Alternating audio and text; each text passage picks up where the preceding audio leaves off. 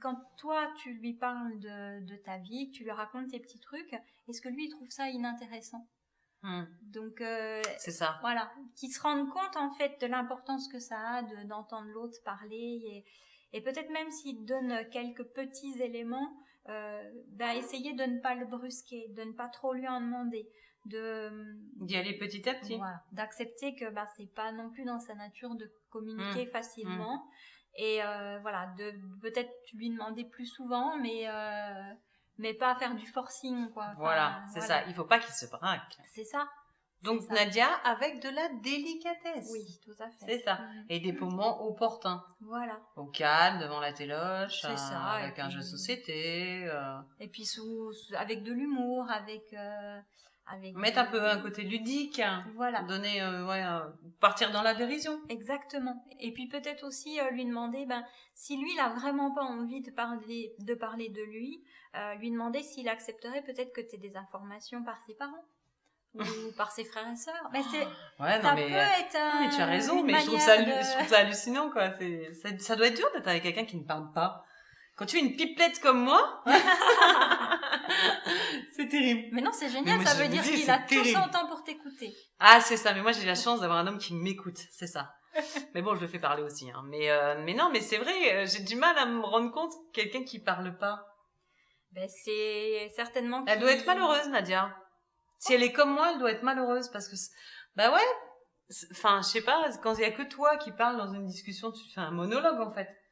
Alors oui, sauf qu'on peut le percevoir différemment et que si elle l'aime, c'est pas par hasard. Peut-être qu'elle a aussi besoin de cette personnalité-là pour elle, pour s'y retrouver. Voilà, il est très certainement assez introverti, assez réservé, calme, et sûrement qu'elle a besoin de ça. Donc dans les moments où ça l'agace de voir qu'il décroche pas un mot, il faut qu'elle puisse se rassurer en se disant oui c'est vrai, il est aussi comme ça parce que j'aime ça, parce que j'ai besoin de ça. Tout à fait. Donc ça aide à voir les choses du bon côté. C'est ça, il y a du positif quand même. Oui. Nadia, positive attitude. C'est ça. Les filles, je vous embrasse fort. Christelle, merci beaucoup. Au revoir. Bonne soirée. Bonsoir les filles, bonsoir Patricia. Bonsoir. Les filles, j'ai la chance ce soir d'être avec Patricia qui est notre experte en puériculture alternative. Nous avons Virginie. Virginie, elle a 23 ans et Virginie, en fait, elle a entendu parler de l'emmaillotage. Donc, est-ce qu'on peut en dire un petit peu plus à Virginie? Quel est l'intérêt? Quels sont les inconvénients? Dis-nous tout. Alors, c'est vrai qu'actuellement, on revient sur certaines pratiques qui sont des pratiques ancestrales, au fond, qui sont des pratiques traditionnelles. Dans tous les pays, on retrouve ce besoin de recouvrir bébé. Alors à La Réunion, parce qu'on va du coup adapter la question à notre climat, il fait chaud et du coup l'emmaillotage peut se faire, se fait. Ce qu'on utilise du coup pour emmailloter bébé, le plus souvent, c'est un grand lange. Alors c'est du lin, qu'est-ce que c'est comme matière? C'est de la mousseline de coton. Ah, c'est de la mousseline de coton. Donc c'est très léger, c'est respirant, c'est absorbant. D'accord. Celui-là, il est très très grand, il fait 1m20 de côté. Okay. Et il y a une technique en fait de pli qui est très simple et qui va permettre de recouvrir le haut du corps de bébé. D'accord. Bon, l'avantage, c'est que c'est du coton, donc pas d'irritation, même avec la transpiration. Et on peut même en trouver en coton biologique, si on a envie d'aller plus loin dans la démarche. D'accord, dans la démarche, d'accord. Est-ce qu'il y a un âge? Enfin, jusqu'à quel âge Ce qu'il faut savoir, c'est qu'on emmaillote les tout petits bébés, les nourrissons, les nouveau-nés, jusqu'à peu près 3-4 mois. Voilà. Après, il n'y en a plus besoin. En fait, l'emmaillotage... D'accord. Alors, à quoi sert l'emmaillotage? L'emmaillotage sert essentiellement à faire une sorte de cocon, à contenir bébé les premiers temps. On sait qu'un petit bébé, s'il se réveille par un stimuli extérieur ou autre, ou pendant son rêve, il a un réflexe, le réflexe de Moro, c'est-à-dire d'écarter vraiment les bras, et du coup, il va se sentir perdu, il va pas se sentir du tout à l'aise dans l'espace. Et donc, c'est pour lui permettre les premières semaines, les premiers mois, d'appréhender un petit peu cette présence au monde, et du coup, de lui fournir un petit cocon qui lui rappelle un petit peu le ventre, fœtus. Voilà, le ventre de maman. Ouais. Voilà. Est-ce qu'il y a des règles à respecter? Il y a une vraie règle à respecter, c'est qu'on emmaillote, quand on contient surtout la partie supérieure, vraiment le haut, les bras, On laisse vraiment mobile le bassin et les jambes. Ça, c'est important de ne pas bloquer les jambes et le bassin de bébé. D'accord. Donc, il doit pouvoir se sentir la protéger. En fait, c'est comme un petit manteau? Oui, on peut dire ça. C'est ça. C'est ça, on peut dire ça. D'accord. Du coup, ça facilite beaucoup l'endormissement de certains bébés. Ça leur permet de se retrouver dans une petite Ils atmosphère, sont dans quelque un chose cocon. d'agréable. D'accord, ok. Très bien. On peut le faire avec des langes, on peut le faire aussi avec des gigoteuses qui sont adaptées, c'est-à-dire qui ont des fermetures Des bras. aux bras, c'est-à-dire que du coup les bras de bébé sont à l'intérieur. Et là on voit bien par la forme que le bas, pour les jambes, le bassin est très évasé.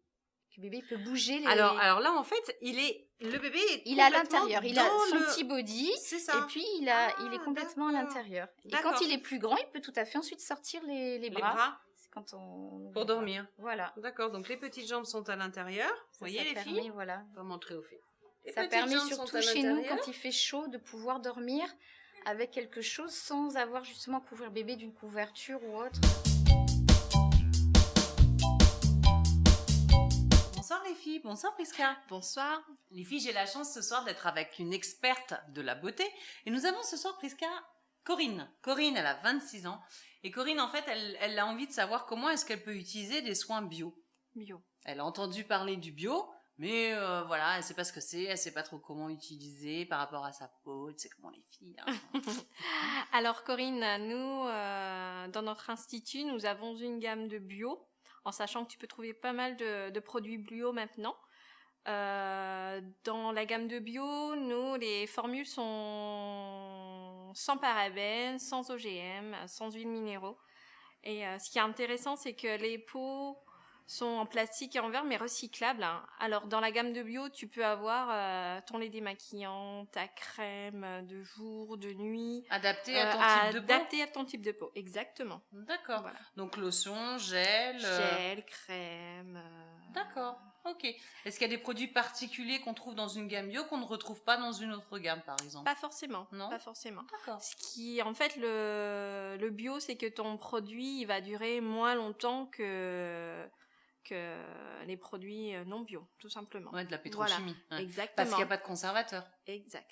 C'est- En Non, si, cosmétique, il il y en a, mais... Parce que en bio, c'est des conservateurs, pardon, naturels. Naturel, C'est ça. exactement. Ah. L'avantage avec le produit bio, c'est que tu peux toi-même garder ton pot et le faire recharger, ce qui C'est ce qui coûte moins cher. voilà, ce qui coûte moins cher, c'est un avantage pour toi et Et voilà. on protège la planète. Exactement, c'est ça. Et en plus, ce sont des produits qu'on utilise en grande En quantité. voilà, comme le lait démaquillant, lotion, ta crème, c'est des produits que tu utilises tous les jours, donc Qu'on achète souvent. souvent. Donc Exact. on n'a pas acheté le flacon, on achète que la recharge Exactement. pour remplir son flacon. C'est vrai qu'à un certain moment, il faudrait que tu le changes ton flacon, mais sur 10 utilisations, utilisation, voilà, tu changes une fois. voilà, exactement. Merci beaucoup, Christian. C'est moi. À bientôt, les Allez, à filles. bientôt. Ciao. Au revoir. Bonsoir les filles, bonsoir Jackie. Bonsoir. Les filles, j'ai la chance ce soir d'être avec Jackie qui est notre expert en beauté. Nous avons Jackie, Anne-Sophie. Anne-Sophie, elle a 23 ans et Anne-Sophie, elle veut tout savoir sur l'épilation au fil. Donc comment est-ce qu'on peut répondre à Anne-Sophie? Donc bonsoir Anne-Sophie. Alors l'épilation au fil, donc à savoir ça fait mal. Est-ce que ça fait mal déjà? Oui. Oui, ça fait mal. Ça fait mal. Oui. Il faut pas le cacher. Non, C'est il faut douloureux. pas le cacher. Comme toute épilation, ça fait mal. C'est douloureux. Voilà. Mais l'avantage avec l'épilation au fil, c'est qu'il n'y a pas de risque d'allergie par rapport à la cire. Ensuite, la repousse. Et puis pas de problème de température non plus. Voilà. Et puis la repousse, elle est moins rapide. Hein, on gagne 1 ou 2 semaines, on va dire, hein, par rapport à la cire. Et il y a moins de risque aussi de se casser les poils en fait avec la cire. Donc voilà. Donc là, on tire en fait le bulbe avec. On est sûr Voilà, d'avoir on le enlève bulbe. le bulbe. Voilà. On c'est est sûr d'avoir le bulbe. Voilà, c'est sûr. Donc, pas d'allergie. Un travail un peu plus défini, Voilà, plus précis. Voilà. C'est vrai que la Plus ligne des précis. sourcils, elle est beaucoup plus nette. D'accord. Voilà. D'accord. Donc un travail plus net, plus de douleur. Plus de douleur, mais on enlève le bulbe. On enlève le bulbe. D'accord. Est-ce que quand on cherche une esthéticienne qui fait l'épilation au fil, est-ce qu'il y a des critères? Est-ce qu'il y a, je sais pas, des trucs à demander? Non. Non, Est-ce qu'il faut qu'elle soit vieille pour avoir justement cette dextérité? Non. Pas forcément? Non. Bonsoir les filles, bonsoir Joseph. Bonsoir Stéphanie. Les filles, j'ai la chance d'être avec Joseph, qui est le responsable formation coiffure au sein d'une école de coiffure. Joseph, nous avons Mélissa. Mélissa, elle a 22 ans, et Mélissa, en fait, elle a envie de proposer son projet, donc elle a envie de devenir coiffeuse, et elle a entendu parler qu'on pouvait avoir des subventions pour justement l'aider à payer cette formation. Comment est-ce qu'on peut répondre à Mélissa? Est-ce qu'il existe des formations effectivement dans le secteur public, dans le secteur privé? Comment faire quand on a un projet tel? Voilà. Alors il y a différents types de stagiaires qui fréquentent notre établissement. C'est un peu au cas par cas. D'accord. Nous avons des gens qui ont été recrutés dans des entreprises par le biais d'un contrat en alternance. Ces gens vont travailler en entreprise et leur formation va être financée par un OPCA. D'accord. L'OPCA, c'est un organisme auquel verse. On explique aussi ce que c'est? Voilà, ce sont des Moi, je sais, organismes mais- collecteurs qui sont chargés de financer la formation des salariés. Voilà. Voilà. Les deux connus à La Réunion, si vous voulez qu'on peut citer leur nom, c'est l'OPCALIA et la GEFOS PME.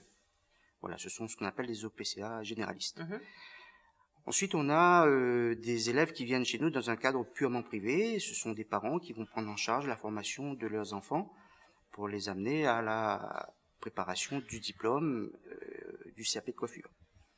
Ensuite, nous avons des gens qui viennent dans un cadre mixte, c'est-à-dire des gens qui vont devoir financer une partie eux-mêmes et qui peuvent parfois avoir une subvention d'un établissement public, comme par exemple Pôle emploi ou Pôle insertion. Mais là, c'est au cas par cas. Il faut que la personne aille parler projet professionnel auprès de son conseiller. Mhm.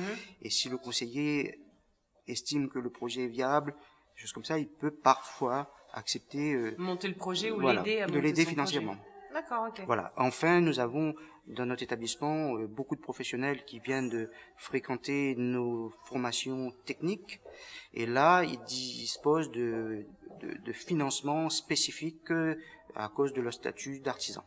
Grâce ou à Grâce. cause? Grâce Grâce au à statut leur d'artisan. statut d'artisan. D'accord, Voilà. super, très bien. Il y a de nombreuses informations. Très bien. Mélissa, tu vas être ravie. N'hésite pas à nous renvoyer des questions. On appelle Joseph et on vient aux informations. Vous n'oubliez pas non plus que vous avez le site internet sur lequel vous pouvez déposer vos questions, www.secretdefille.tv, et bien évidemment notre page bleue. Je vous fais des bisous les filles et je vous souhaite un bon appétit. Ciao, ciao. Au revoir.